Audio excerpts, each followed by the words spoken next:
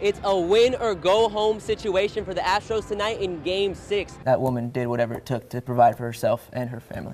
A new science exhibit all about energy is being opened in the energy capital of the world. But the question parents need to be asking is, who's handing your kids those sugary treats? How much longer can homeowners deal with what feels like now to be yearly devastating flooding? The doors do close at 7 though, so if you need the assistance, get down here before that 7 o'clock cutoff. But understand this is more than just a game for a city still recovering. This is one of many construction sites for the Brays Bayou project.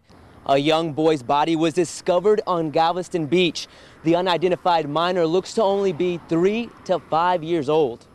You know, the people who found the poor boy, I can't imagine what they were thinking. A couple came across the body when they were walking on the beach Friday night at the 700 block of the seawall. Hopefully they'll find, the parents. Some residents believe perhaps the parents or a family member may have been behind this. Stuff like that goes unreported. It's probably the parents trying to get rid of them for whatever reason, and that's messed up. Others are trying not to assume the worst because there is so many unknowns. It's tragic.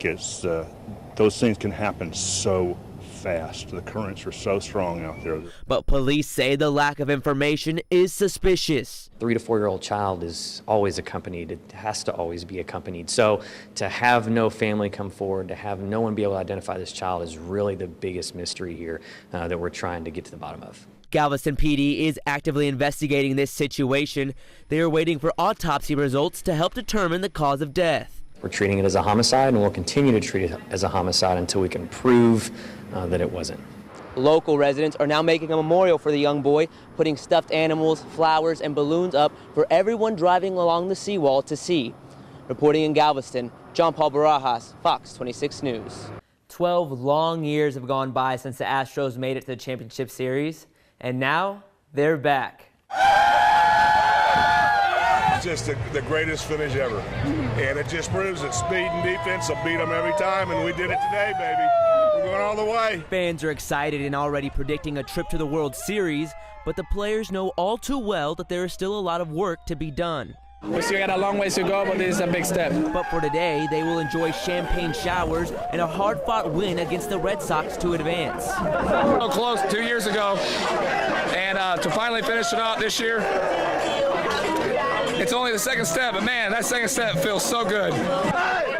Even with all the excitement and emotions running wild in the locker room, Carlos Correa didn't forget about the fans back home. I want to say thank you for your support. We're doing this for you guys. I know you guys been through tough times lately, so we just want to bring joy and happiness to you guys back home. The New York Yankees and the Cleveland Indians will battle it out later today to see who gets to play the Astros on Friday night. John Paul Barajas, Fox 26 News. With any major sporting event comes lots of people and lots of excitement. But with all that excitement, sometimes it can get out of hand, which is why additional security is needed. Security is really important to the police department, to the city, and to our little fans. We want to keep them safe here. The city of Houston is no newcomer to major events and everything that comes with preparing for one. It's something that we do. We started with the Super Bowl this year, and late last year we had the Final Four, and now we've had the playoffs, and now the World Series, and marathon on Sunday. So it's just one special event after the other, but we always rise to the occasion. The fan safety always comes first, and that includes the opposing teams. Police Chief Art Acevedo stressed to Houstonians to welcome all fans, no matter who they were cheering for.